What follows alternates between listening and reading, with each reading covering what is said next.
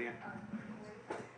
Bueno, pues buenas tardes a todos. Nos da mucho gusto que ya se vayan incorporando más personas, pero bueno, como ustedes saben, tenemos más trabajo. Después de esto vamos a comenzar.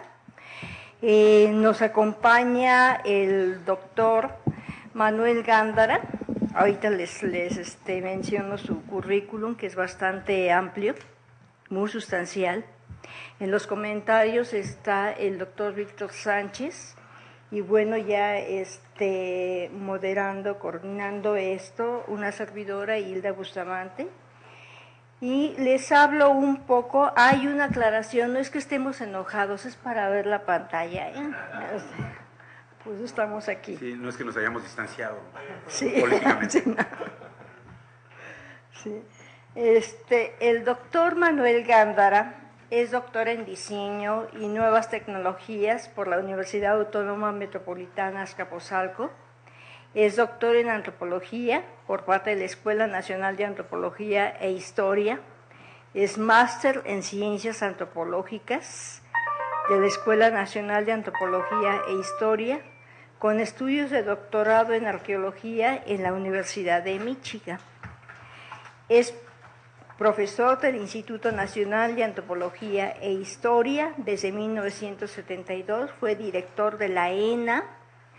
En 1986 elaboró para la INA el primer catálogo multimedia para un museo utilizando una microcomputadora. Ha creado más de 3 docenas de programas multimedios sobre temas patrimoniales para diferentes museos mexicanos. Desde 1984 trabaja con computadoras en educación, escribió la simulación sur de la cuenca, ha desarrollado software educativo, comercial, ha participado en programas de capacitación de docentes y dictados de cursos, ahí fue donde yo lo conocí, hace no digo cuánto. Después sí, cuando yo trabajaba en la Universidad La Salle, tuvimos el gusto de tenerlos ahí también como formador. Y bueno, también ha colaborado con otras instituciones nacionales y extranjeras, incluyendo la Universidad de South Wallace en Australia y el Ministerio de Educación de Panamá. Como experto en diseño de interfaz, diseño de interacción y usabilidad, ha asesorado a diferentes instituciones nacionales y extranjeras, incluyendo al Colegio de Michoacán, la UNAM, diferentes áreas de la SEP, de la UAM, de la Universidad La Salle, del Gobierno del Estado de Michoacán y el Museo del Niño, entre otras. Participó como asesor de los proyectos Enciclomedia Galileo II del INSE. Actualmente es docente en el posgrado de Museografía de la Escuela Nacional de Conservación, Restauración y Museografía de la INA, en donde tiene una línea de investigación sobre nuevas estrategias y nuevas tecnologías para divulgación del patrimonio cultural. Pues, Manuel, pues nos da muchísimo gusto que estés con nosotros, primeramente como participante del seminario. Sus ocupaciones ya no se le permitieron venir, pero no lo quisimos dejar ir así, entonces insistimos en que viniera a darnos esta conferencia y bueno, pues nos dará una profunda, no tan amplia, pero una profunda conversación. Por allí vamos a cambiar un poquito la modalidad, dado la profundidad de los conocimientos que él tiene. Empezamos a distribuir también pequeños papelitos para que ustedes hagan las preguntas en cuanto se les ocurra, que no esperen a que termine, sino que vayan haciendo sus preguntas para que Manuel las vaya clasificando y de esta manera tratar de dar respuesta por las prisas que tenemos. Ya después veremos la forma de comunicarnos con ustedes para resolver lo que quede pendiente. Pues les doy la palabra al doctor Gándara. Mucho gusto. Muchas gracias, Hilda. Muchas gracias, compañeros. Es un placer estar de regreso en el seminario. Primero hubo unos problemillas de salud que evitaron que viniera yo por acá y ahora que ya parece que se arreglaron, el calendario laboral cambió este semestre, ya no voy a poder estar viniendo al seminario con regularidad, lo cual me duele mucho porque disfruto mucho de las sesiones acá. Entonces primero estoy quitando mi telefonito para que no suene cuando no, y luego poniéndome un reloj para que no se me vaya el tiempo. Ok, les agradezco mucho a los organizadores esta invitación, porque siempre es mi experiencia que cuando estoy en la UNAM aprendo toneladas, ya sea con amigos tan queridos como la propia Silvián, con Fernando Gamboa, con la gente de lo que fue en algún momento dado el CICE y luego la CUAED. Siempre han sido experiencias muy importantes de aprendizaje para mí, entonces estoy muy agradecido y me da muchísimo gusto poder estar de regreso entonces en esta que, aunque no fue mi alma mater, la considero indirectamente como una. Y la conferencia que tengo preparada para hoy tiene que ver, yo creo que va a ser una buena transición entre algunos de los temas más de corte tecnológico que habíamos visto en otras sesiones, aunque vimos pedagogía, vimos otros temas en este tramado interdisciplinario del seminario, pero hoy vamos a tocar algo que va a tocar por un lado el desarrollo de software desde el lado técnico, pero se une a los aspectos sociales con dos propuestas que a mí me parecen particularmente atractivas y que espero también a ustedes les interesen. Entonces, antes de empezar formalmente, quisiera preguntarles cuántos de ustedes son ingenieros de software, hacen código, como decimos en el argot, uno cuando menos, dos. ¿Quiénes de ustedes, sin ser ingenieros de software, hacen código, como Leo, que ya vi por ahí, que también ha programado en alguna ocasión? O sea, ¿quiénes de ustedes programan o desarrollan software? ¿Quiénes están en equipos de desarrollo, aunque ustedes no programen directamente, están haciendo software de algún estilo en este momento? Levante la mano. No tantos como me imaginaba, pero tampoco tan pocos, porque mucho de esto seguramente a las gentes que están metidos en desarrollos particulares les va a resonar. Últimas dos preguntas. ¿Cuáles de los que están haciendo proyectos de desarrollo de software siguen alguna metodología de las llamadas estructuradas, como el proceso unificado de desarrollo? Usan rational rows y cosas por el estilo. O cuando menos el proceso unificado. Nuestros dos amigos que asumo son ingenieros. ¿Quiénes de los demás utilizan alguna otra metodología de ingeniería de software, como pudiera ser alguna metodología ágil, Extreme Programming o alguna metodología ágil? ¿No? No hay ningún, uno de los extremos, Rapid Programming, ¿no? Ok. Digo, preguntaba porque si me atoro, entonces los iba a traer aquí a que me ayuden, porque yo de eso sé muy poco y me voy a meter en esas cosas de todas maneras. La agenda serían los puntos que vemos en la pantalla, son 7. Voy a introducir un poquito esta dimensión antropológica del cómputo educativo y voy a señalar que, como siempre en las ciencias sociales, nunca estamos de acuerdo en nada y cuando menos dos enfoques que están en pleito. Hablaré de escalas a las que podemos intervenir antropológicamente para que entiendan por qué yo elegí centrarme en una escala pequeña o baja.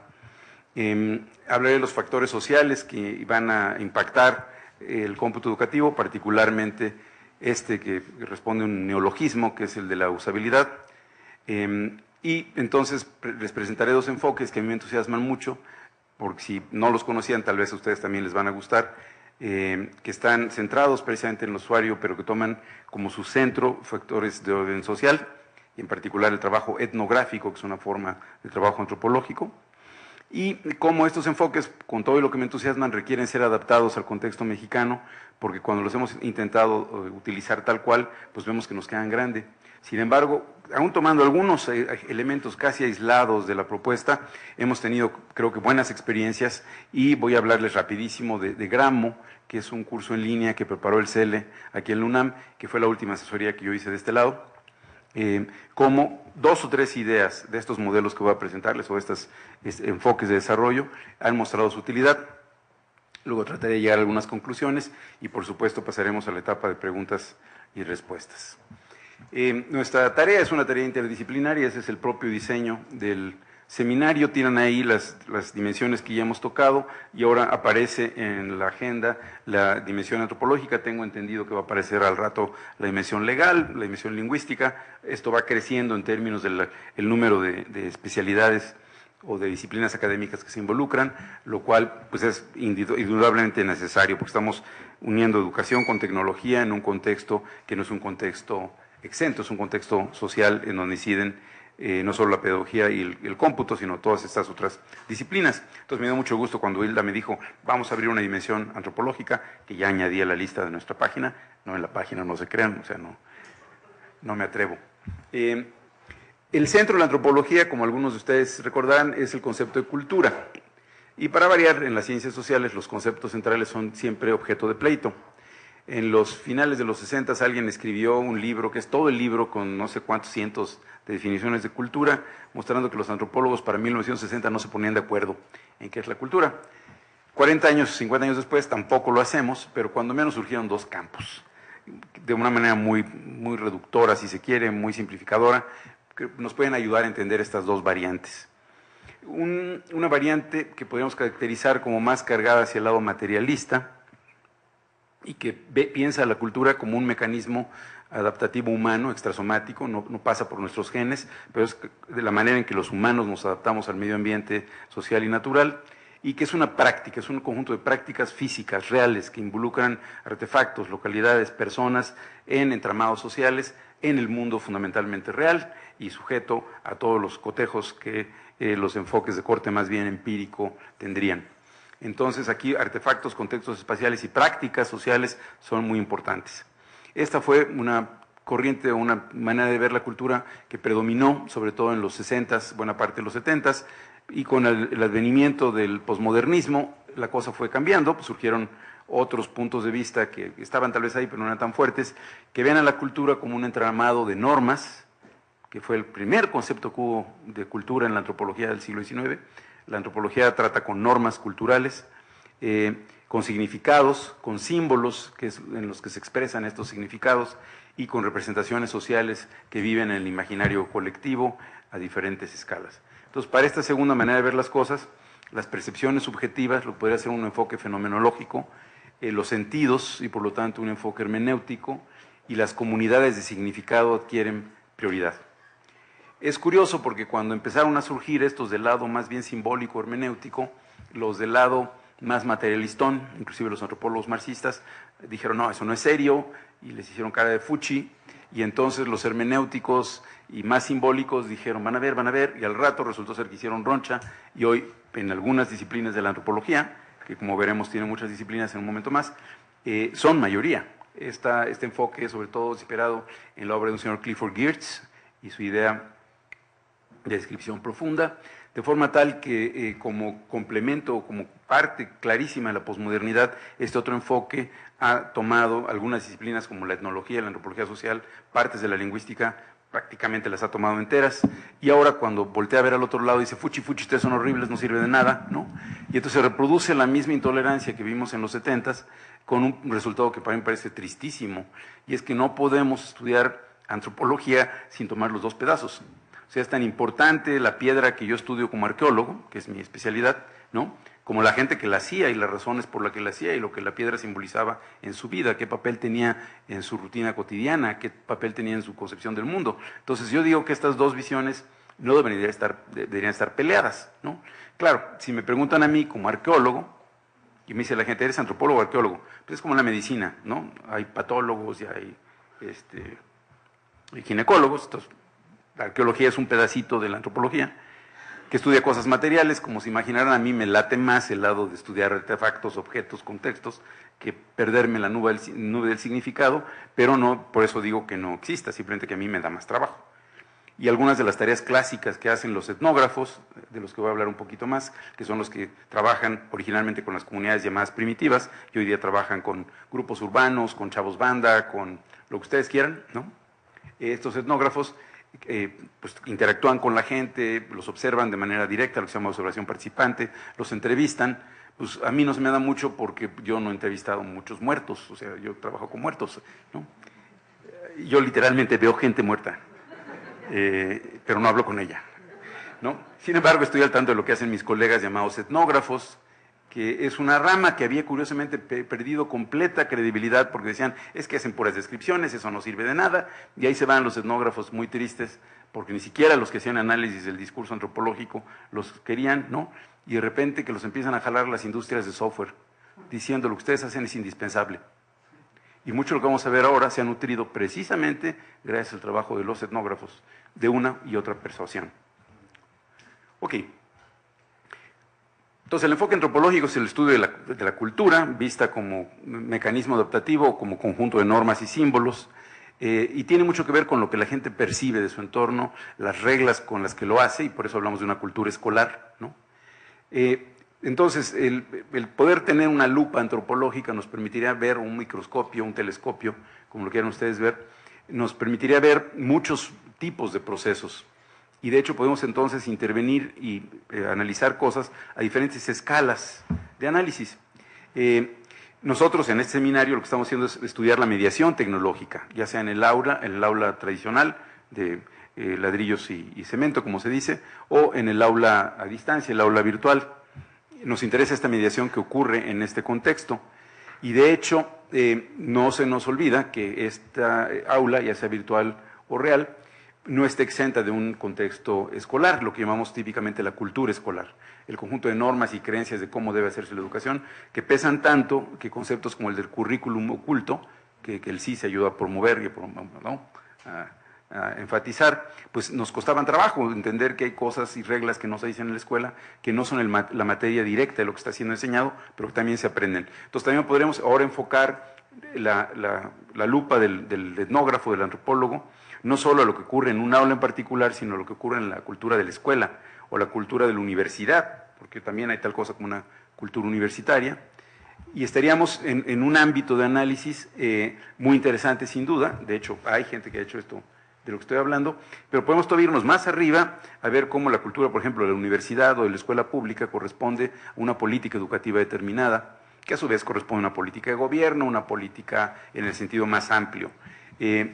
Y la gente que hace esto tiene nombres, se llaman antropólogos de la educación, y existen. O sea, es una especialidad dentro de mi disciplina, la antropología de la educación, que estudia ya sea las políticas educativas al nivel más grande y en términos históricos, o las políticas educativas a escalas menores.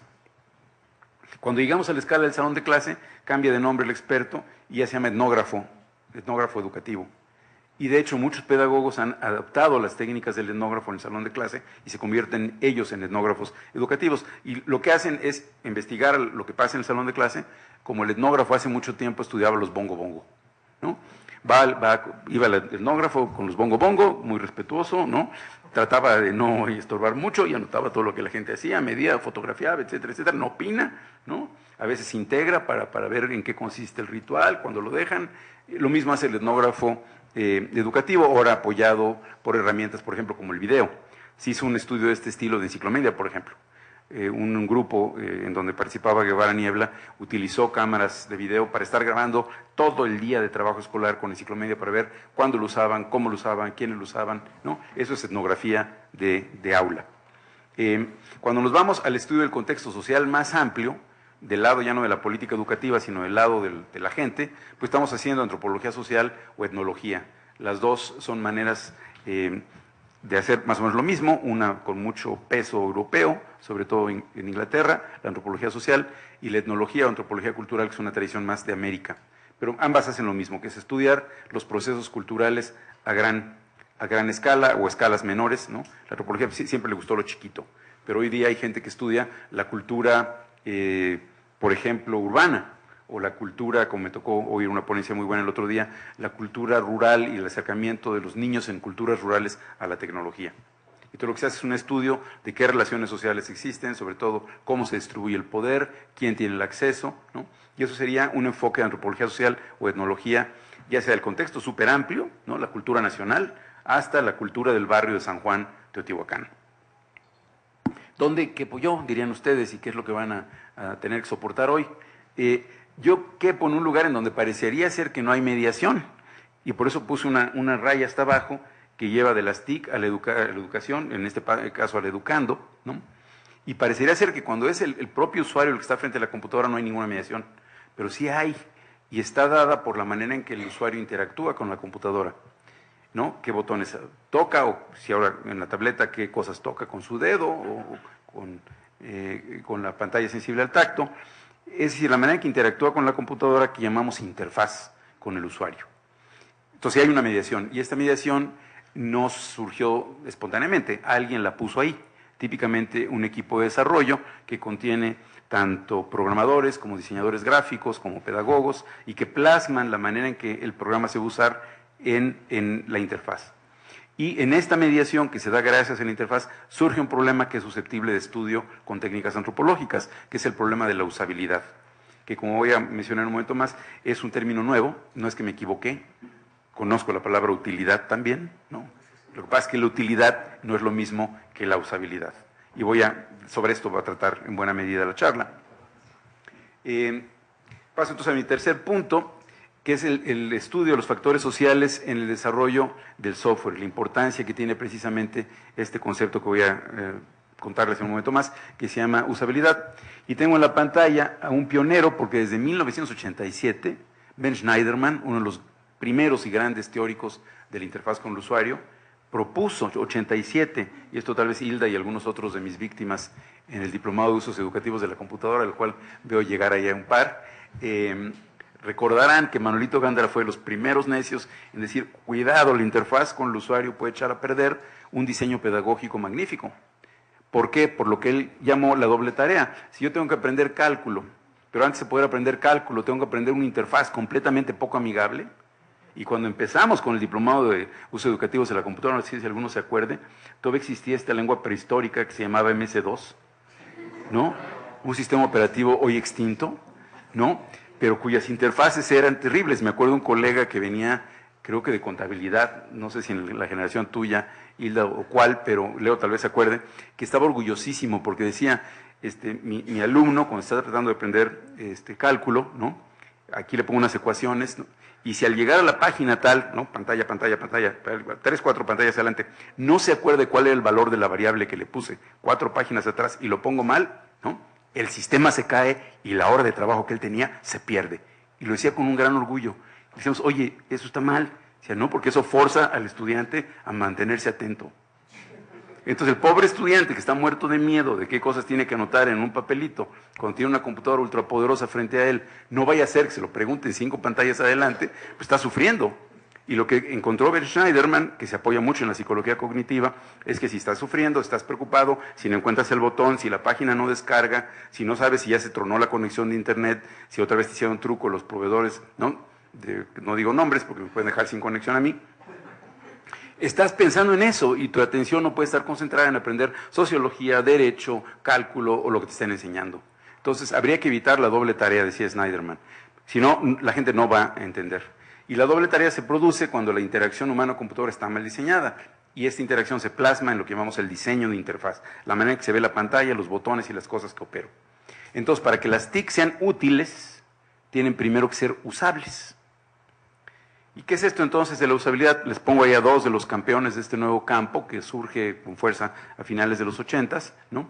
Lo que ellos hicieron fue tomar un concepto que era popular en los 80s, gracias a Macintosh, que era la idea de la tecnología amigable.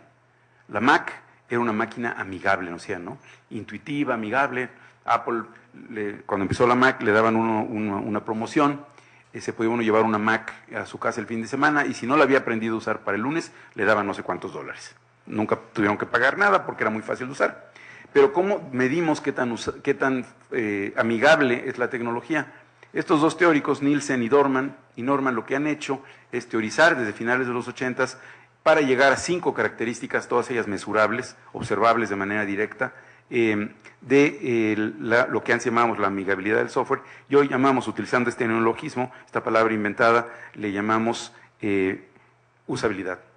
5 propiedades importantísimas y que pueden afectar el proceso educativo, aun si el software o el proyecto están súper bien diseñados, si esto falla, el proyecto va a fallar. La primera es la facilidad de aprendizaje. ¿Qué tan fácil me es aprender a usar la tecnología? La segunda es, una vez que ya me la aprendí, ¿me voy a acordar la siguiente vez que la use? ¿No les ha pasado? ¿No? A todos les ha pasado que aprendieron un programa, SPSS, como se llama la cosa esa, era clásico, porque como no lo uso más que una vez al año, ¿no? O 2, cada vez tengo que volver a aprender desde cero. Y entonces, aunque tal vez es fácil de aprender, no es memorable. La otra, que es mi favorita, es que no se produzcan errores que sean un producto de un mal diseño. Mi ejemplo favorito es lo que llamo invitación y regaño, o invitación y patada, seducción y manazo, ¿no? Que es que me ponen un botón que dice enviar. Y enviar, faltó el campo 4.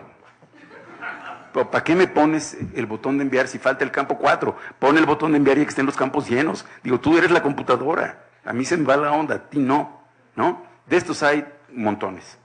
Y algunos son tan malos, y mi ejemplo favorito, curiosamente, es un agente para el que trabajé de manera indirecta, en el Instituto Tecnológico de Teléfonos de México estuve un rato, Telmex y su famosa sección amarilla, que es parte de tu vida pervertida, porque si esa cosa es parte de tu vida es que no entiendes de qué se trata el mundo.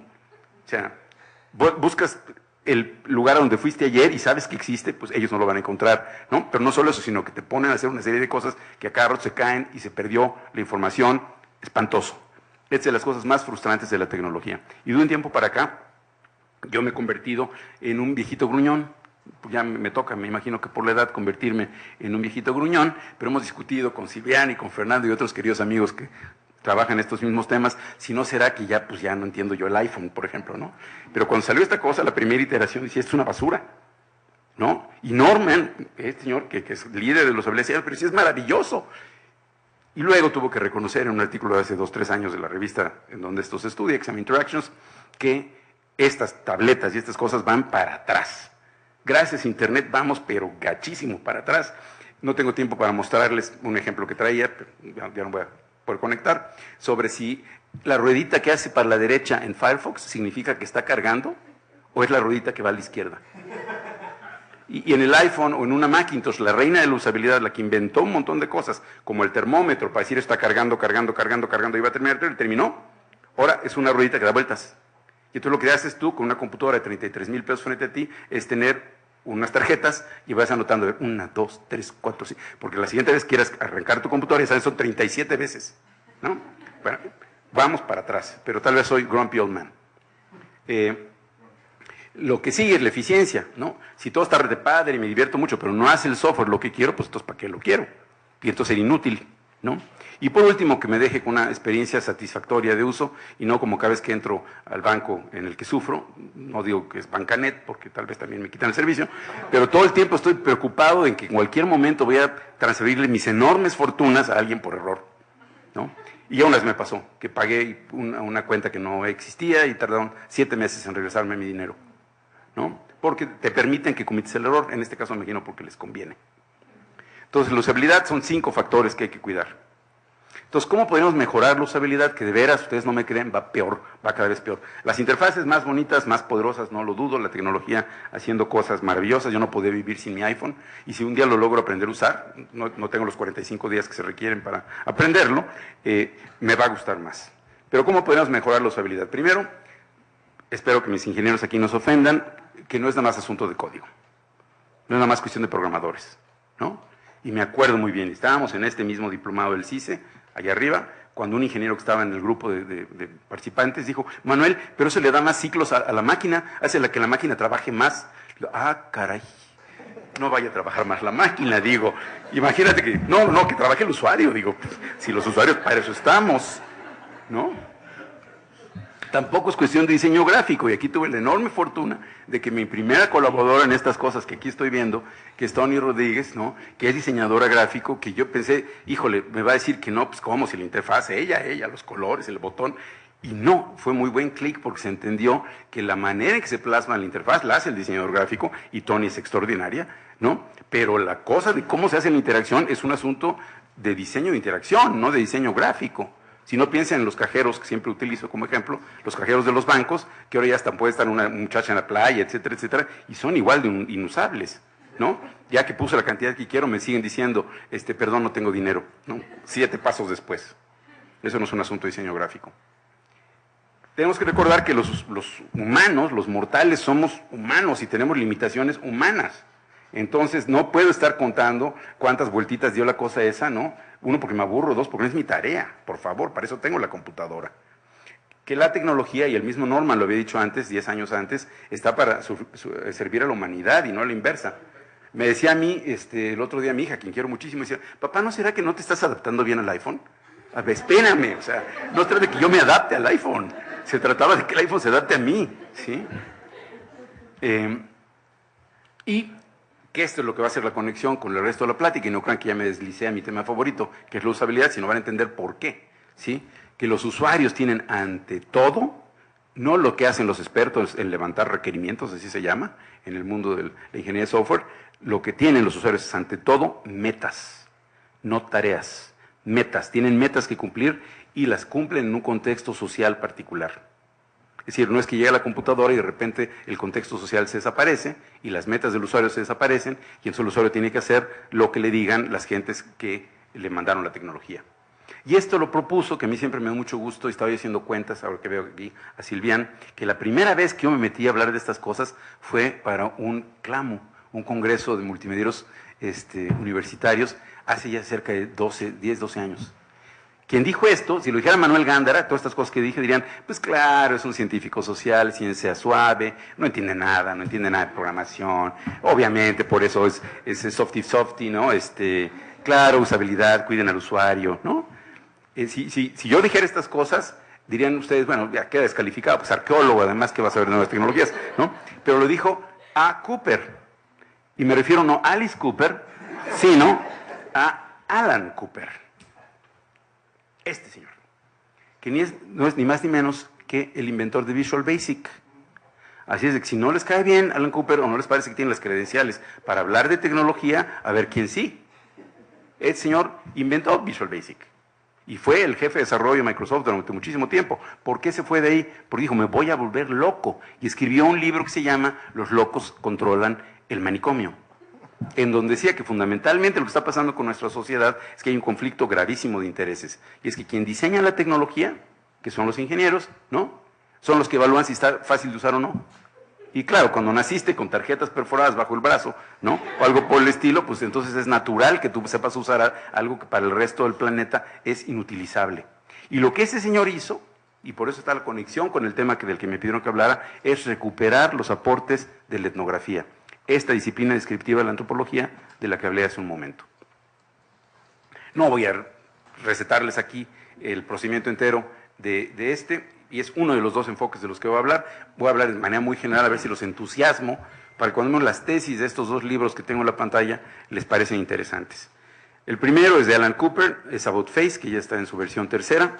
About Face tiene un doble sentido en inglés, es como echarse para atrás, quedar mal, ¿no? Pero también es como sobre la interfaz, que es de lo que se trata, cómo hacer un diseño de interacción. Y el segundo es la siguiente iteración del libro de este equipo, que se llama Contextual Design, pero que ahora tienen Rapid Contextual Design, que es Holzblatz, Burns y Wood. Voy a hablar primero de Cooper, ¿no?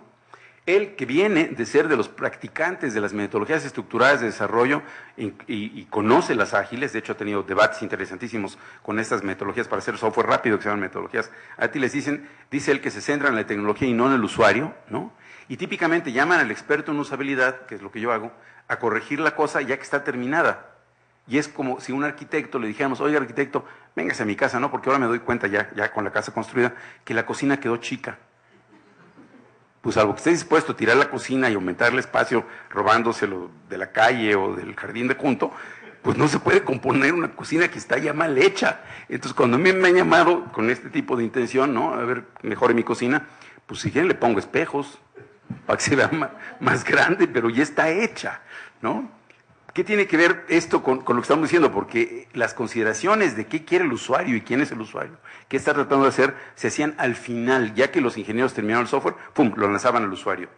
Y él dice, inclusive el proceso unificado de desarrollo y los casos de uso y otras herramientas que son útiles para desarrollar software, se centran en las metas, pero en las tareas, no en las metas de la gente. Mi tarea no es escribir cosas en Word, mi tarea es escribir artículos para hacerme tal vez muy famoso y rico como arqueólogo, ¿no? Que me den el SNI 5, si es que existe. No, esa es mi meta, no escribir cómo cambio la estructura del párrafo en Word, esa no es mi meta, es la tarea. Mi meta es esa. Y la de muchos maestros, y ustedes y nosotros somos maestros, es no quedar en ridículo frente a mi grupo. Entonces tú ponme a usar una tecnología que mis alumnos usan mejor que yo, y aparte diséñamela mal y te aseguro que ese programa no se usa en mi clase. Produjo una idea muy útil para mí, que es la de personas o personajes, que no son los usuarios típicos promedio, sino que son como combinaciones de observaciones etnográficas a las cuales le ponemos nosotros un nombre, una cara, y le hacemos inclusive su historia, ¿no? Y que representan a los usuarios reales. Él dice, de nuevo, no hay que concentrarnos en las tecnologías, sino en el contexto de uso de la tecnología. Y nos da una explicación de por qué esos problemas se daban. Hace muchísimos años, cuando empezó el cómputo, pues la persona que hacía el código era la misma persona que lo probaba, ¿no? El ingeniero, el único que sabía hacer eso. Código es la programación. Después surgieron los administradores que inician el proceso, pero los programadores siguen siendo los que usan y prueban el código. Más tarde se dieron cuenta, sobre todo ya con el advenimiento de la computación personal, que había que hacer pruebas antes de que el pobre usuario tuviera que usar estas cosas, y entonces se ponía un pedazo, que era la prueba con usuarios, después de que el código estaba terminado, ¿no? La siguiente etapa fue darse cuenta que a veces tenían que regresar a diseñar el código porque el software estaba mal diseñado, y finalmente nos damos cuenta, dice Cooper, y no va a funcionar la tecnología de otra manera si no ponemos en el diseño las consideraciones de usabilidad. Y estas consideraciones son todas consideraciones sociales y requieren tener modelos etnográficos de quiénes son los usuarios. El problema es pensar la usabilidad hasta el final. Y lo que él propone, que no me voy a meter en los detalles, es obviamente una fase muy gorda de diseño, que cuando llego yo a un proyecto me dicen, ay maestro, pues entonces vas a retrasar a los programadores. Pues es que los programadores no debieron haber empezado, si no tenemos una idea clara cuál es el producto que hacen los programadores, ¿no? Y conste que no estoy jugando ahora a invertir el chirrión por el palito, o el que manda el antropólogo, o el experto en usabilidad, o el psicólogo cognitivo, el pedagogo, no. Somos un equipo interdisciplinario, igual que en este seminario. Pero se trata de no llegar a la inversa que teníamos, que el ingeniero manda. Somos todos, pero hay una fase que todos hacemos, que es el diseño conceptual, y ese se apoya en la etnografía hoy día. Este diagramita es de una fuerza increíble, y es también de Cooper. Dice, la tecnología no va a funcionar si no cumple tres, yo diría cualquier proyecto, si no cumple tres características. Primero, que alguien la desee, ¿no? Que sea tecnológicamente viable y que sea sostenible. En el caso del software comercial, sostenible significa vender tantas copias como para no morirse de hambre y sostener la empresa que hace el software. A nivel institucional, ¿qué significa sostenible? Es mucho más interesante la cosa. Literalmente docenas de proyectos que yo vi aquí en el CICE, en el diplomado estábamos con Leo, ¿en qué sentido son sostenibles? Típicamente en el sentido político y académico.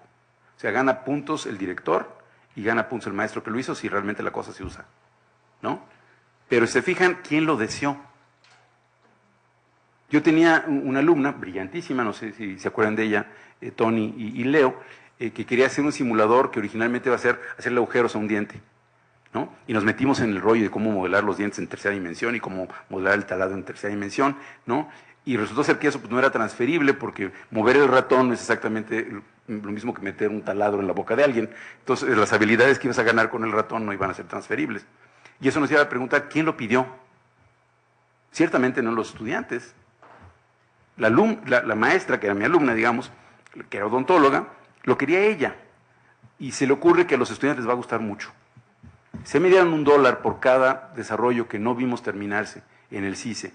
Y era parte culpa nuestra por no entender estas cosas, ¿sí? ¿Te acuerdas? Que se quedaron en el tintero, etcétera, etcétera. ¿Por qué? Yo creo que ahí estaba. El que tenía deseo de esto era el maestro. Y nosotros, deseosos que adoptara la tecnología, ahí vamos. Y luego es software que nadie usa. Esto en la industria implicaría que corren al tipo que aprobó el asunto. Aquí no pasa nada todavía, ¿no? Entonces, ¿qué es lo que la gente desea? ¿No? Va a sostener el negocio, en este caso la institución, y realmente se puede construir o no. Esta cosa del simulador del diente no se puede construir. Encontramos una solución muy bonita y esta compañera hizo un software súper útil, que creo que se sigue usando en la facultad. Este es el proceso entero, les muestro más lo complicado que es, para que se espanten un poco o se enamoren, no para que vean los detalles, pero toda esta parte de aquí, la parte de la izquierda, dice User Model, dice investigación del contexto histórico, social, económico, ¿no? Y son todas estas cosas que tenemos que ver desde el punto de vista presente antropológico y de otras disciplinas sociales, pero fundamentalmente etnográfico. Para los que saben de metodologías de desarrollo, estas serían las etapas que son también iterativas en la metodología de Cooper, y las primeras tres, la investigación, el modelaje y el establecimiento de requerimientos, requieren de investigación etnográfica. Es decir, de investigar, ver a los usuarios en el contexto de uso, verlos usando las cosas ahí donde las usan. No una situación ideal, no inclusive en un laboratorio de usabilidad, que eso lo vamos a utilizar para otras cosas, pero de momento la primera etapa es esta investigación de la gente en su contexto. Y cada una de estas etapas nutre a la que sigue, no me voy a meter en ellas, no es el caso, ¿no? Solamente dos de las herramientas, una que ya mencioné, esta de los personajes o persone, persona, del latín, que son caracterizaciones generales a partir de esta investigación que tomamos. Creamos un modelo que representa una categoría de usuarios y le inventamos inclusive un día en la vida, lo que llamamos un escenario de uso, en donde nos imaginamos cómo es el día típico de esta persona, el momento en que finalmente interactúa con la tecnología y qué pasa después. ¿Cuáles eran las metas por las cuales llegó a la tecnología? Y si estas metas se lograron avanzar o no, se impidieron con nuestra tecnología. Y lo que tengo ahí, también nada más para que vean que sí existe, es uno de estos personas, no es una persona real, pero le ponemos un nombre, tomamos una foto que más o menos se parezca al personaje y hacemos una descripción de cómo es que esa persona se acercaría a la tecnología, sobre todo a partir de las metas que tiene esa persona. En este caso es alguien que usa un software para investigación bioquímica. Entonces, a mí me sorprende, pero una de las cosas que me ha hecho popular como asesor en algunos lados es que llego y le digo a la gente, oigan, ¿ya pensaron en sus usuarios? ¿Tienen un modelo de sus usuarios? Dicen, y en eso no, pensamos en si era sensible al tacto o ratón o no, pero en el usuario no habíamos pensado. Y normalmente lo bueno es que es gente buena onda, dicen, oye, pero es buen momento, órale, vamos pensando en el usuario, y ya está. Y entonces empezamos a pensar personajes y eso nos ayuda mucho. Esta es la otra heroína de la película, es Karen Holzblatt, que propuso, más o menos por las mismas épocas que Cooper, el diseño contextual. No he encontrado completa su biografía, pero a mí me da la impresión de que alguna vez fue etnógrafa, ¿no? Y dice, si queremos hacer cosas usables, tenemos que tener empatía y conocer a los usuarios, y esto implica conocerlos en sus escenarios reales de uso. Por supuesto, esto lo único que implica es investigación etnográfica, observar al usuario, tomar notas, tomar fotos, en algunos casos tomar videos, hacer montones de entrevistas, a veces en parejas, y la fase de diseño va a ser clave. Aparentemente es una expositora sensacional, yo nunca la he visto, pero ahí se dan un quemón más o menos de cómo se ve. Y lo que ella propone es hacer estas tareas etnográficas, perdón porque está en inglés, pero hablar con los gentes que están usando el producto, interpretar los datos, consolidarlo en ciertos modelos que ahorita voy a decir, inventar soluciones que pueden ser inclusive mejores para resolver la meta que tenía el usuario que la que ellos están pensando, crear una estructura para el sistema, hacer un primer diseño de cómo se va a hacer la interacción y probarlo mediante prototipos típicamente en papel y finalmente diseñar cómo va a ser el producto para que ahora sí los ingenieros que además han estado pendientes del proceso toman el producto y lo hacen real. Y todo esto requiere investigar a la gente en sus contextos de uso. Estos son los pasos en su propia metodología. La primera es esta investigación de corte etnográfico y sí la hacen. O sea, es increíble, vienen ejemplos en el libro este nuevo de Rapid Contextual Design, sí la hacen, ahí están los ejemplos de estas cosas, se toman notas que luego se comparten por todas las gentes que van a estar en el proyecto, se consolidan una serie de modelos, del cual el más chistoso tiene un nombre rarísimo, se llama el modelo de afinidad, que confunde, ¿no? Pero es un modelo que lo único que hace es junta todas las observaciones que se tuvieron, y otros 4 modelos, el modelo de cultura, presente qué normas rigen el uso de la tecnología o la tarea que estamos analizando, el modelo de cultura, el modelo de artefactos, qué cosas se quieren para utilizar este producto, no nada más la propia computadora, y voy a dar un ejemplo de qué pasa cuando no lo tomamos en cuenta, ¿no? El modelo de flujo o de secuencia, qué tareas van antes que otras tareas, en la manera en que están haciéndose las cosas hoy día, y cómo se pueden cambiar o deben respetarse estas secuencias ya en la solución tecnológica, ¿no? Varios modelos. Cuando se está haciendo esta consolidación de los datos, se busca en la información etnográfica lo que llaman ellos huecos, o sea, donde la cosa no está funcionando, rupturas, en donde los procesos se caen en su manera de funcionar actual, pero que esas rupturas y huecos son oportunidades de desarrollo futuro, ¿no? Y qué preguntas e ideas de diseño podríamos tener a la hora que estamos viendo esto. Todo esto se comparte en el War Room, en la sala de diseño, ¿no? Para que en la siguiente etapa se cree una visión de cómo mejorar eso que estaban haciendo los usuarios en términos de metas, inclusive rediseñando nuevas tareas si es necesario, y viendo cómo inclusive el modelo contextual, hacen un mapa, ahorita les voy a mostrar uno, de cómo se mueve la gente en el espacio, esto podría tener que ver con el éxito en el uso. Luego se hacen storyboards, que a mí en un principio no me gustaban para el software, pero ya me convencieron. Aquí Silviana es pionera en el uso de estas cosas. Storyboards, donde hacemos paso a paso, como se hace una película, dibujitos de qué está haciendo el usuario. Cuando está haciendo el sistema algo, entonces ponemos ahí una lata, ¿no? Eso ya lo resolverán obviamente los genios del código. Pero hacemos paso a paso los diseños que luego van a ayudar a convertirnos en prototipos en papel o de muy baja resolución en la computadora. hacemos el levantamiento de requerimientos a través de escenarios de uso, ponemos al usuario en su contexto y nos preguntamos qué está haciendo, qué pasa, qué quiere, qué le puede fallar, que dicen ellos es mucho más poderoso que la idea de casos de uso, de las metodologías estructuradas o de otras técnicas para lo que se llama levantar requerimientos, ¿no?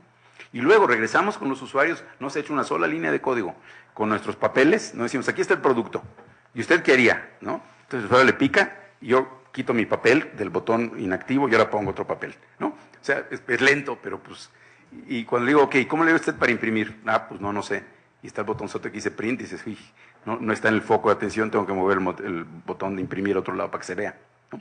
Haces toda esa serie de cambios mientras estás en este proceso, y cuando ya terminó todo esto, es que dices al equipo que va a hacer el desarrollo en términos de tecnología, este es el diseño conceptual del producto, este es el diseño de interacción, y ahí les van ideas sobre cómo puede resolverse la interfaz con el usuario. Padrísimo, ¿no? A mí me gustó mucho, pero cuando empecé a intentar emplear esto, mi primer trancazo fue en Ciclomedia. Dije, a ver, espérame, a ver. Y con buena onda, porque yo quiero mucho al doctor Bracho, me dio una oportunidad de oro, y siempre mis asesorados son gente magnífica, yo creo que tengo buen tino para elegirlos yo a ellos. Pero dijo, espérame, aquí hay un ligero problema, y es que pues ya el software ya está diseñado. Entonces, a ver, exactamente qué puedo hacer yo como experto en usabilidad, entonces, ¿no? Y bueno, se dio un diálogo interesante, tuvimos un taller en donde les enseñamos usabilidad a los ingenieros, lo cacharon rapidísimo y empezamos a hacer avances. Pero, de todas maneras, cuando intento introducir esto me dicen, es muy complejo, Manuel. Y sí es cierto, o sea, tanto Cooper como Holzblatz lo que hacen es una cosa como pues, para hacer Word o Excel o software súper carísimo, no puedes tener equipos y tiempo. Nosotros en el software educativo y en el software institucional no nos podemos dar esos lujos. Entonces, una primera idea es, si ya los entusiasmé, es bueno, cuando lean el libro, no se desesperen en la página 4, traten de cacharle lo que sigue y luego digan, tenemos que adaptarlo. Y ojalá no sea yo el único que hace esta función de adaptación, si nos hagamos roncha y se nos ocurre alguna manera de reducirlo. Es muy difícil de utilizarlo en donde los ingenieros mandan, porque ahí sí me han mandado alguno que otro con cajas destempladas. ¿Y usted quién es para decirme cómo tiene que ser mi código? No, yo nadie. Chao. Fíjese que realmente no puedo tomar la asesoría, estoy muy ocupado. Y sobre todo, si estamos haciendo software educativo, que incluye el crear contenidos y cursos en línea, requerimos adaptarlos para el contexto educativo porque sabemos muchas cosas del contexto. A veces somos parte del contexto, somos profesores, hemos sido alumnos y podemos nutrirnos muchísimo de lo que ya sabemos. Entonces no es necesario quizá hacer tantos estudios como los que la metodología clásica de cualquiera de estos dos requerirían. Aún así, mi propuesta es que son utilizables aún de manera simplificada. Y para que no se queden nada más en que esta es mi propuesta, o sea, que aún simplificándolo son útiles, ahí les va. Un ejemplo real, con muchas gracias al CELE. Les digo que cada vez que yo vengo al UNAM aprendo toneladas. Y la última vez que estuve como asesor, tuve gracias a Tony y Rodríguez en el CELE, el Centro de Lenguas Extranjeras, haciendo un montón de cosas, todas sabrosísimas, con un equipo de primera, por favor les mandas mis abrazos y besos, un equipazo, el del CELE, de primer orden, y hicimos muchas cosas padres. También tuvimos un cursito sobre usabilidad, que tuvo muy buena respuesta, y tanto en el área que coordina Tony como en otras áreas que tienen que ver en el CELE con estas cosas, los logros fueron impresionantes. Yo estaba muy contento. Pero les cuento de uno en particular, porque fue el que más me impresionó. Y es un software que se llama Gramo, que es sobre gramática al alemán, de estos tres autores, en donde cuando yo conocí a la autora, me fui de espaldas, porque yo me imaginaba a una señora ya muy mayor, ¿no? Alemana, de esos medio malhumorada, porque el software era de una riqueza y una exhaustividad que decía solo una persona ya muy mayor, que tiene toneladas de experiencia y sería capaz de armar una cosa tan completa. Y no, resulta ser que es una mujer súper joven, además súper accesible, buenísima onda, y que estaba preocupada porque su curso en línea sobre gramática del alemán, uno no lo terminaban y algunos sondeos que hicieron mostraban que tal vez no iba a ser tan popular como ella pensó. Y esto resonaba en la preocupación de Tony y mía, porque el CELE fue los primeros en tener cursos en línea, sobre todo de autoinstrucción, y no estaban siendo usados tanto como nos gustaría. Entonces, ahí hay una cosita que nos hacía ruido, ¿no? Y lo chistoso es que el curso era muy bueno. Un curso, yo no soy alemán, ni sé alemán, pero se notaba que era una cosa seria, aunque estaba diseñado para la autoinstrucción, que no ha sido la variante que ahora gane en la educación a distancia, estaba muy bien diseñado, era más allá de lo que yo he llamado fotocopias en la red. ¿Se acuerdan cuando empezó el cómputo a distancia, ¿no? La famosa educación virtual del TEC, ¿no? Pongo 4 fotocopias, luego le pongo una opción múltiple y ya hice educación virtual, digo, por favor. No, esto estaba bien hecho, había unas actividades súper bien diseñadas, divertidas, cosa que es difícil, ¿no? En estos bodrios. Este no era un bodrio, este era un proyecto muy bien hecho, ¿no? Muy bien diseñado, funcional, y se nota que Tony, que fue precisamente colega nuestro en el laboratorio de usos educativos de la computadora, ya me los había entrenado en cuestiones de usabilidad, porque a la hora que me dijeron, ok, te toca revisarlo, decir qué problemas hay y corregirlos, o ayudar a corregirlos, porque no los corrijo yo directamente, ¿no? Resultó que eran rete poquitos, y hasta dije, hijo, me voy a quedar sin chamba, porque aquí los así graves que me toca ver de diseño de interfaz, pues la interfaz es como un lenguaje, y hay gente que puede hacer errores de ortografía en la interfaz. No había de esos, eran menores, ¿no? Entonces dije, esto va a estar padre. Pero surgieron otros que tenían que ver con este temor de que el curso no se acabara y qué tal que no iba a tener tantos usuarios como pensábamos. Les presento Gramo, cuando menos aquí en una pantalla del Gramo de la época. Los problemitas eran menores, tenemos 3 maneras de acceder al curso, cuando lo normal es que tengamos una. Si los 3 nos llevaran al mismo punto no sería tan grave, pero nos llevaban a puntos distintos. Entonces el usuario dice, ¿dónde estoy? Claro, después de que lo uso 2 o 3 veces ya sabe de qué se trata. Pero si podemos evitarle que se equivoque o que se confunda, ¿no? Es una cosa muy simple de corregir. Y así como estas había algunas, todas se corrigieron rapidísimo. Lo que no estaba tan claro era si la manera que estaba diseñado el producto, el punto donde yo me quedé, este era el contenido. Que ya nada más de ver el menú ya se ve pesadito. Hay trucos, podemos hacer menús jerárquicos, que no me despliegue las opciones dentro del menú, pero aún así tenemos como 8 o 9, que rompe una regla, que preferiblemente deben ser 7, que es el máximo que podemos absorber cognitivamente. Pero esto para mí estaba hablando de un problema que era subyacente. Y entonces dije, me voy a arriesgar, esta gente es linda, ¿qué tal que jugamos precisamente a ser un usuario, o sea, una persona, ¿no? Vean, en este caso, el tipo de actividades, el diseño gráfico muy bonito, ¿no? Tenías que jalar cosas para ver si el verbo era declinado o no declinada. En este caso era un caso de regaño, ¿no? Porque le piqué a ya terminé y me decían, no has terminado. Se corrió muy fácil, no pusimos el botón de cotejar hasta que no esté todo ya dicho, ¿no? Pero el problema parecía estar en otro lado, ¿sí? Y era los usuarios, que tal vez iban a ser difíciles, ese era el temor que teníamos todos. Y entonces lo que hicimos fue crear uno de estos personas al estilo de Cooper y un escenario de un en la vida, ¿no? Es un escenario de uso, un escenario de contexto, que seguramente no les va a dar trabajo reproducir conmigo aquí todos juntos, ¿no? ¿Quién es el usuario de este programa Gramo? Es un cuate que viene y toma clase de alemán en el CELE, ¿no? Quiere aprender alemán. ¿Y de dónde viene? Hagamos el día en la vida. ¿De dónde viene este alumno? Él estudia realmente filosofía, por ejemplo, realmente, pero ¿de dónde viene físicamente? ¿Su mañana en dónde empieza? En Tláhuac, no estuvo tan mal. Nosotros dijimos Ciudad Satélite, por ahí se van, ¿no? Ok, ¿qué pasa en la mañana de este amigo que viene de Ciudad Satélite o de Tláhuac o de Bosques de Chegaray o no? Pues que se va a echar un rato en llegar al UNAM. ¿Cuál es su prioridad? Pues su carrera. Él está estudiando filosofía, el alemán le va a servir porque es el requisito de titulación, ¿sí? Entonces, ¿qué hace? Corre y toma su curso de alemán, buenísimo los que del CELE, que es Introducción al Alemán. Ahí fue donde yo pregunté, pues espérame, ¿no vienen a tomar el curso de gramática en alemán? Y me aclararon, no, el CELE no da un curso de gramática en alemán, porque no hay un curso de la lengua alemana.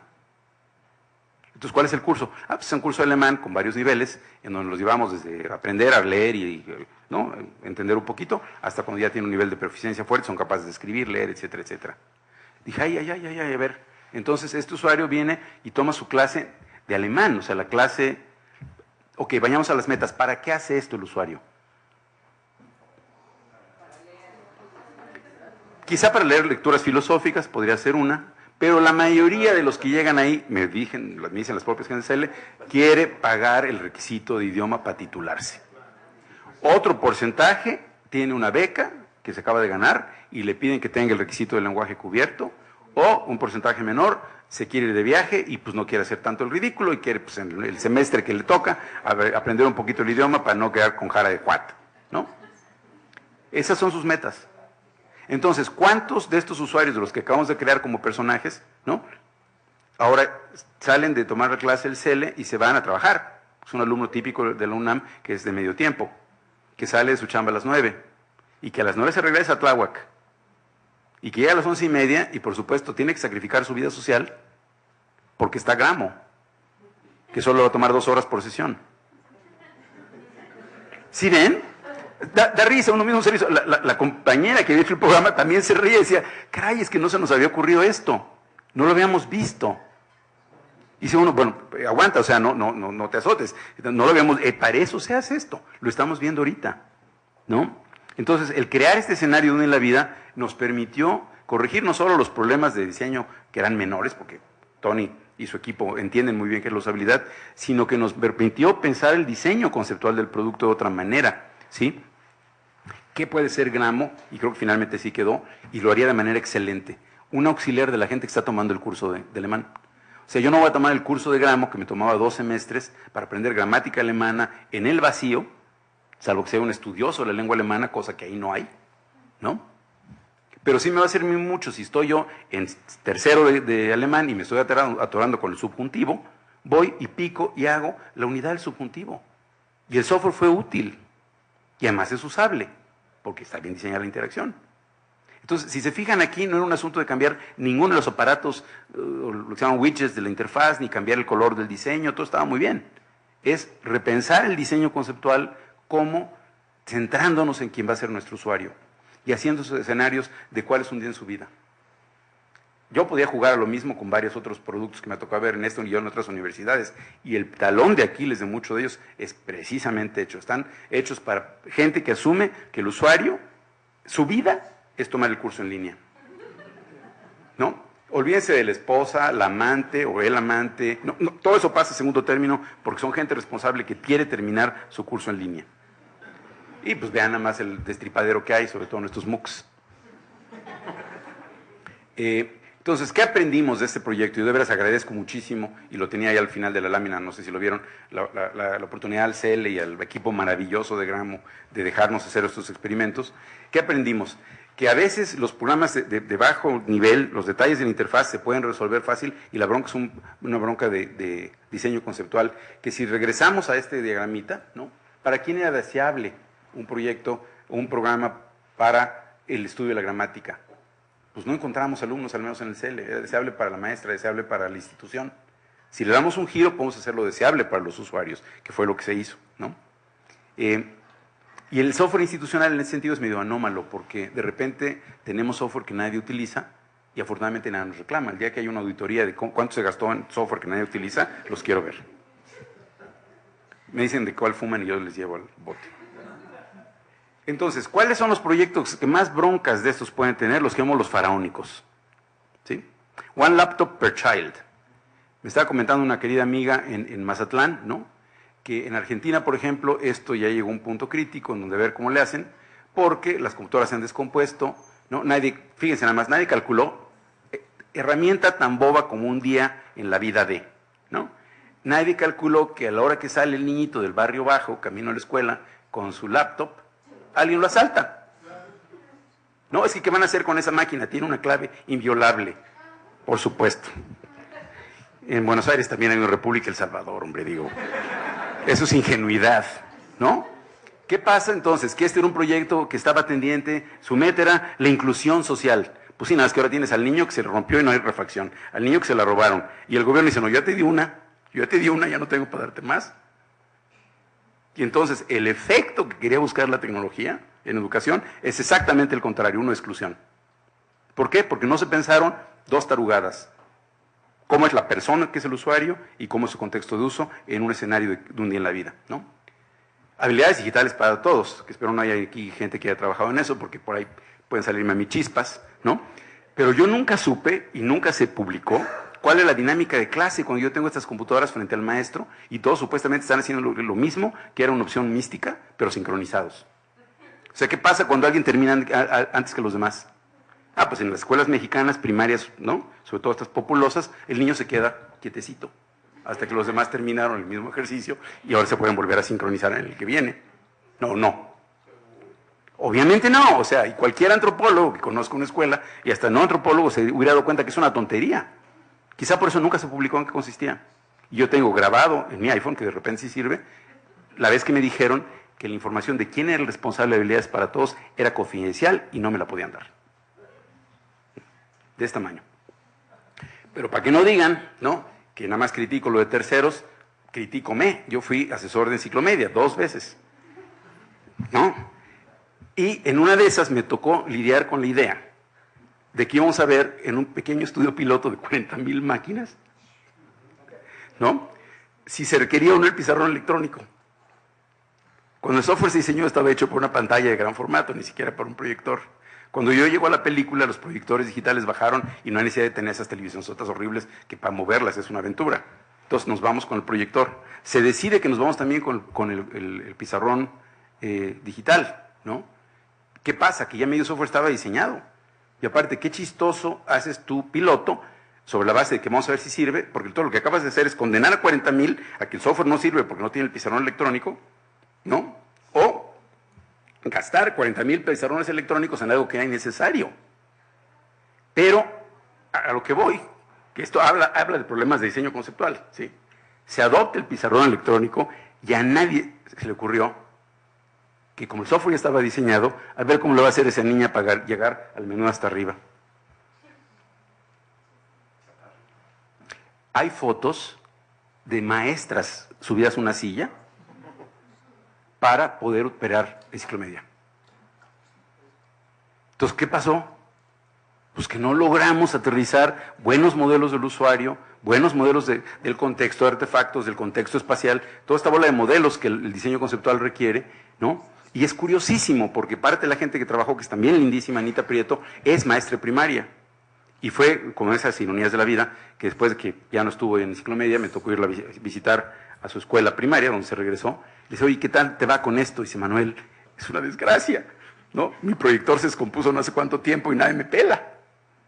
¿Y qué haces? Pues que todas las clases que estaban previstas con Enciclomedia, pues ahora a ver qué hago. Ahora a ver qué hago. Entonces, queremos dependencia tecnológica entre nuestros maestros y no tengamos listo el sistema de soporte técnico, y yo quiero ver la siguiente revolución y no va a venir de la CENTE, va a venir del CENTE. Entonces, en síntesis, ¿no? Que en realidad, quién sabe qué pasó con esta lámina, ¿qué tal? Copia y cut and paste que no era. Tenía una síntesis en algún lado, no, se borró, quién sabe. Quedaron los 7 puntos, los 6 puntos. Pero creo que la idea es clara, es atendamos estos problemas.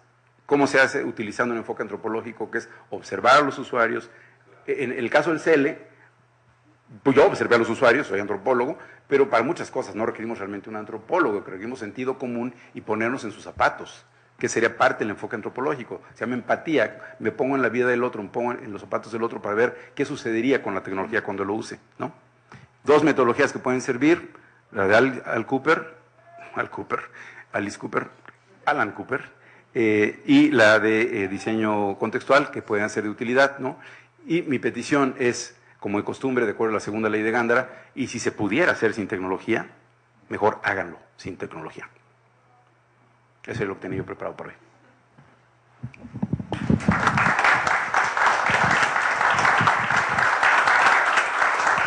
Pues muchísimas gracias a Manuel. Ya ven por qué no lo queríamos dejar que se nos vaya. Siempre estábamos llamándolo. Por favor, el enlace con Tlaxcala,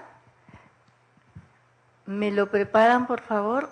Y aquí si hacen llegar sus preguntas mientras tenemos los comentarios del doctor Víctor Sánchez. Pues muchas gracias por la presentación. Yo creo que tocas precisamente la parte como medular del seminario, que es la mediación, ¿no? Y que y le das este enfoque que muchas veces va más allá incluso de la parte tecnológica, o incluso de la parte pedagógica, cuando se va hacia otros modelos, como lo fue lo de Enciclomedia, ¿no? En otros contextos, porque tal vez a lo mejor, si lo vemos en el aspecto de la educación como profesores, como que ya estamos muy acostumbrados, ya no sabemos cómo comunicamos, cómo interactuamos, ¿no? Pero cuando nos contamos en otro contexto, ahí se hace importantísimo, ¿no? Verlo ya de otra manera, o sea, ya sabemos cómo es un alumno, como un profesor, a veces realmente no lo sabemos mucho, pero como que tenemos más idea. Y creo que con esto tú nos planteas algo que yo considero que ahorita en lo que estamos viviendo en la educación es que nos estamos saliendo del salón en otros contextos, como lo fue la enciclomedia, o sea, se abre, ¿no? Se da en otras circunstancias. Yo creo que eso nos aporta mucho, sobre todo en esta reflexión, y nunca lo había escuchado. Esta es la parte antropológica de poder tomar la cuestión de la educación, que es la mediación, no importa que sea una tecnología como esta o cualquier otra o cualquier herramienta, que tienen que ser muy pensadas en un contexto, y creo que eso nos da mucho que pensar en el diseño de programas, de plataformas, de programas, y realmente pues pues muchas gracias por esto que nos permite otra reflexión más allá de lo que habíamos visto antes. Entonces, pues si hay preguntas. A ver, comenzamos con Tlaxcala. Buenas tardes, ¿nos escuchan? Sí. Adelante. Sí, bueno, felicitaciones por la ponencia. Definitivamente es interesante ver los enfoques, los distintos enfoques con los que puede verse el desarrollo del software, ¿no? Yo quisiera invitar al ponente al CATED. Nosotros tenemos ya bastante rato trabajando en el desarrollo de software para el aprendizaje, y tenemos experiencia en el uso de metodologías ágiles, pero sobre todo hemos adaptado estas metodologías justo orientadas a la contextualización y al modelado basado en los contextos y en los usuarios. Entonces, de verdad, ojalá pueda darse una vuelta, lo esperamos aquí en el CATED. Es interesante porque difícilmente un ingeniero de software puede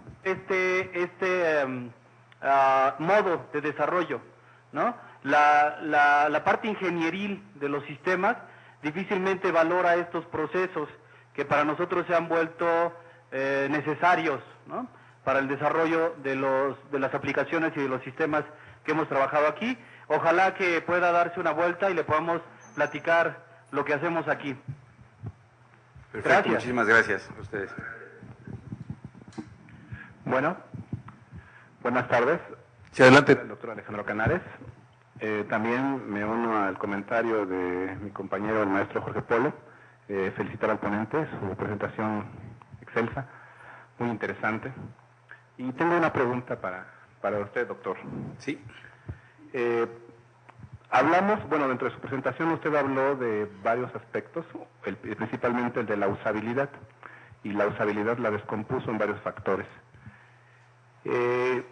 ¿Existe algún sistema de métricas que me puedan ayudar justamente a poder evaluar este software? ¿Usted las trabaja? Y si nos podía comentar un poco al respecto, porque eso es la parte interesante. Digo, el enfoque social que se le da al software, desde luego que es más que pertinente.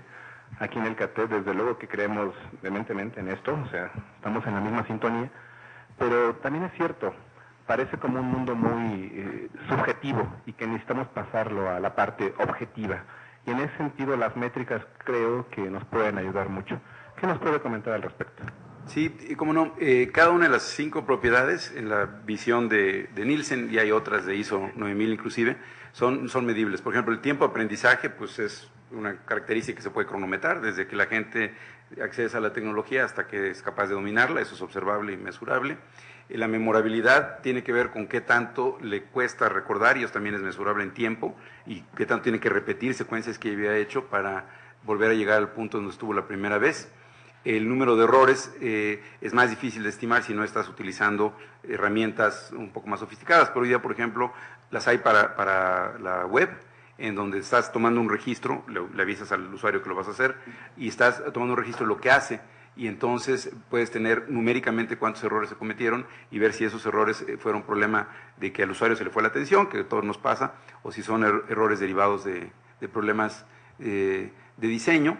La eficacia tendría que ver con el tiempo invertido para hacer una tarea contra lo que el haber hecho la tarea te aportó, que también es mesurable. Y el último, que sería el más objetivo de todos, es qué tal se sintió el usuario. Pues eso requiere una entrevista, y cuando lo haces de manera experimental, ahorita voy a comentar esto, pues la observación directa, ¿no?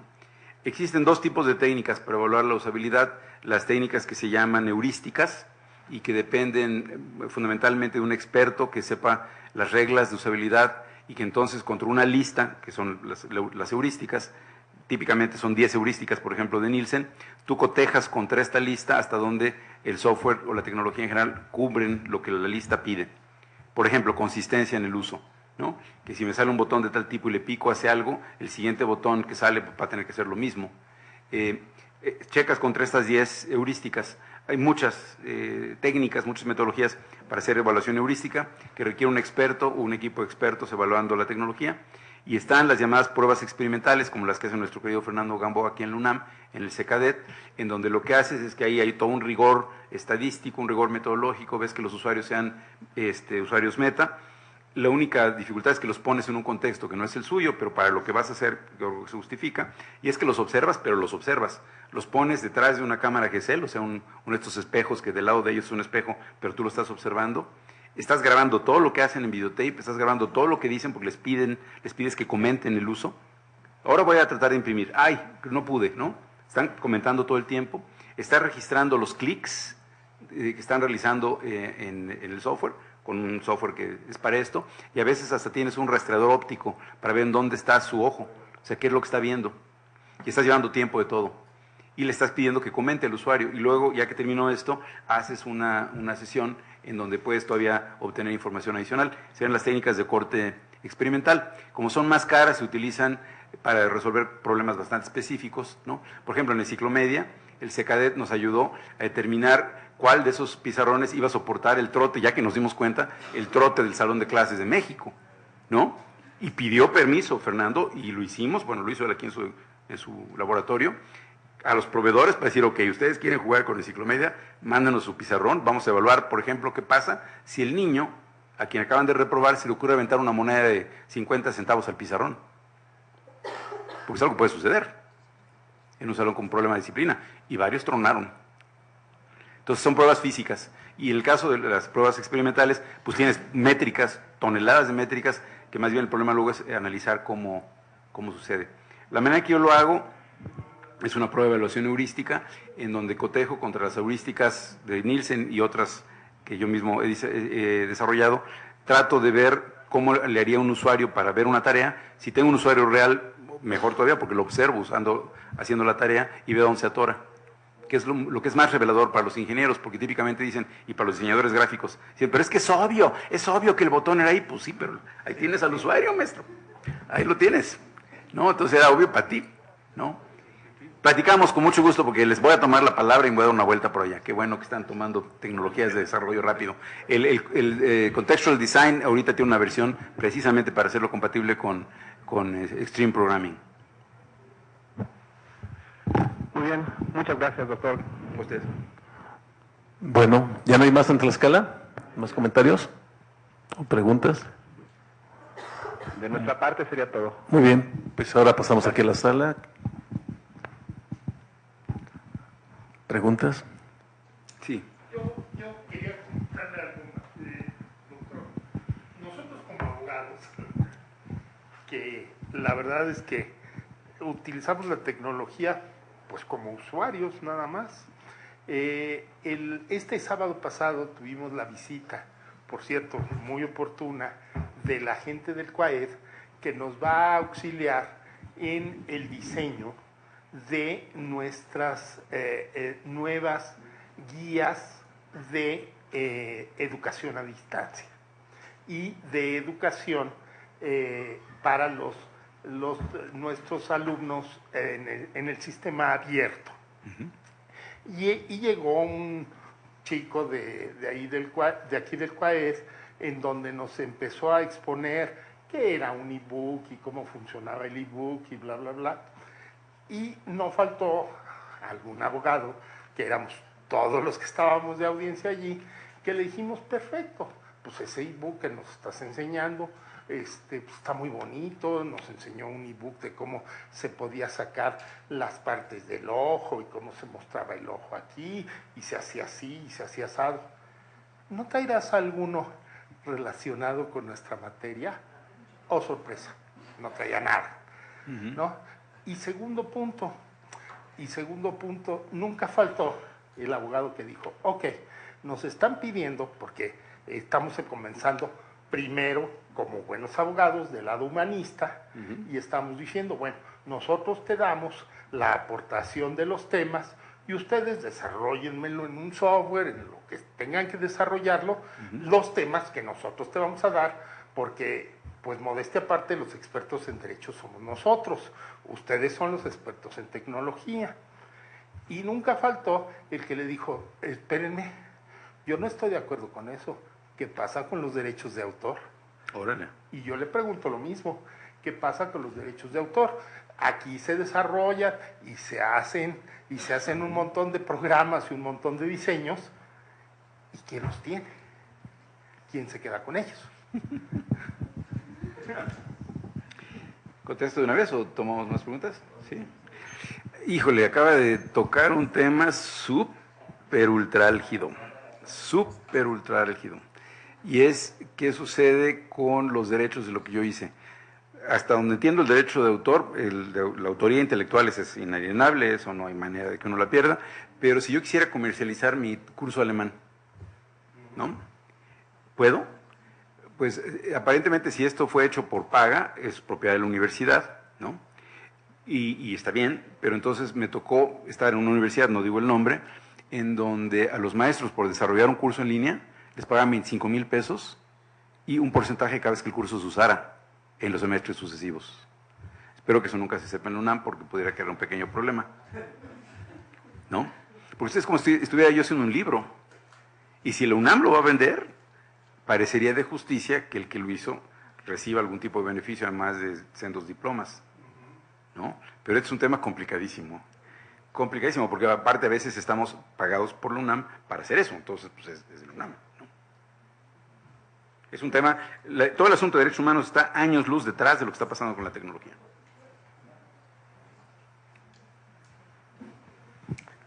Silvia.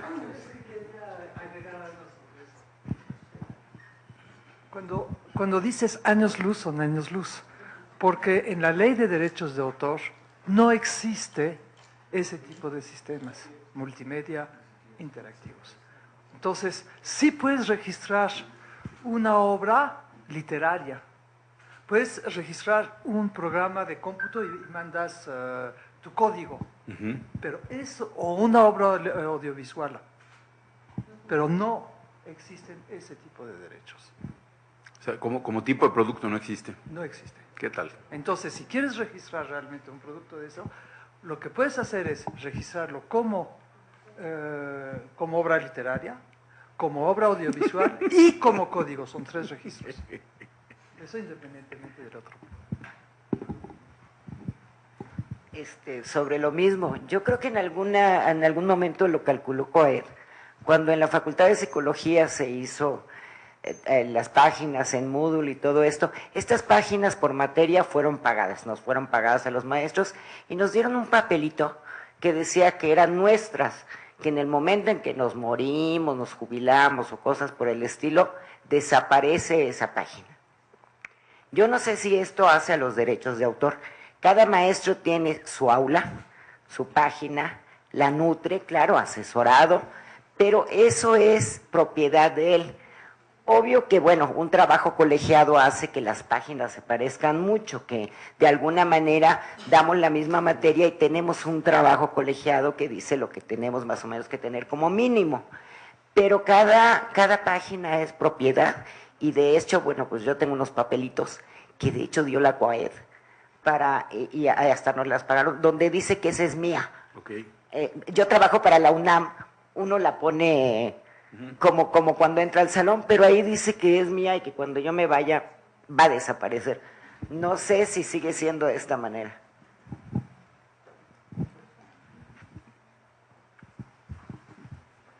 Parece que hay una última. ¿Ya la última, Doc? Bueno, no sé. Yo quiero regresar a un tema que a mí particularmente me inquieta mucho y es el tema de los contextos. Habla ya Reingold de contextos maduros y como bien dice usted, en lugar de pensar en tareas habría que pensar en metas, ¿no? Y si la meta es aprender, a mí lo que me interesa mucho es ver de qué manera las nuevas tecnologías de la conversación o tecnologías, por ejemplo, de la visualización, están modificando los modelos cognitivos de los seres humanos.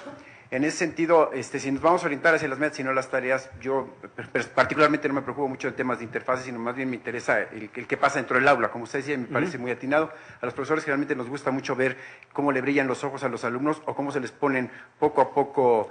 más opacos. Más opacos y empiezan a jugar con el PRIT como si fuera un cochecito en lugar de poner una atención, que es una manera muy discreta de decirle a uno, eres absolutamente aburrido.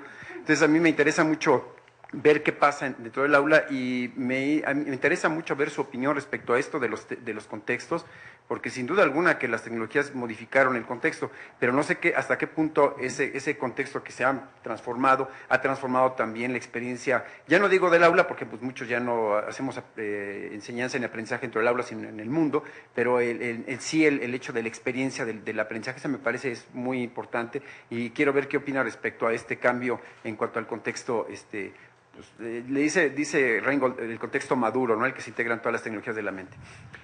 Es una preguntota maravillosa, porque creo que seguimos no teniendo suficiente evidencia de cuál es el impacto de los cambios, sobre todo estas nuevas maneras, ¿no?, de hacer las cosas. Simplemente pensaron en las reglas que ponen las gentes de diseño contextual, porque dicen, una vez que hicimos nuestro estudio etnográfico de cómo le hace el usuario, tenemos que ser suficientemente sinceros para que si una vez habiendo hecho ese análisis y viendo cómo se podría hacer una versión de eso ahora automatizada o tecnologizada, no vemos mejoría, sería como nuestra obligación decirle al cliente, pues ¿para qué tu software? ¿No? Yo no sé qué proyecto faraónico con ese nivel de decencia diría, pues sabes qué, que no va. O sea, es una de las reglas durísimas de Horstblatz, o sea, está diciendo, híjole, si no estás mostrando que es una mejoría, pues cuidado. Yo creo que seguimos todavía con muy poca evidencia en terreno de evaluación educativa para ver cuáles están siendo realmente los impactos. Y es una área en la que habría que trabajar más, porque si no, como creo que va a argumentar la siguiente persona que viene en unas semanas, lo único que estamos logrando es hacer que la educación sea más cara. Yo soy optimista. Yo siento que sí estamos haciendo algo que sirve, ¿no? Y que si le atinamos a la manera en donde sirva más, en donde realmente no sustituya cosas que podrían hacerse con papel y lápiz o con opción mística, sino estemos haciendo uso de cosas que solo ocurren en la computadora, ahí estaremos haciendo un aporte importantísimo.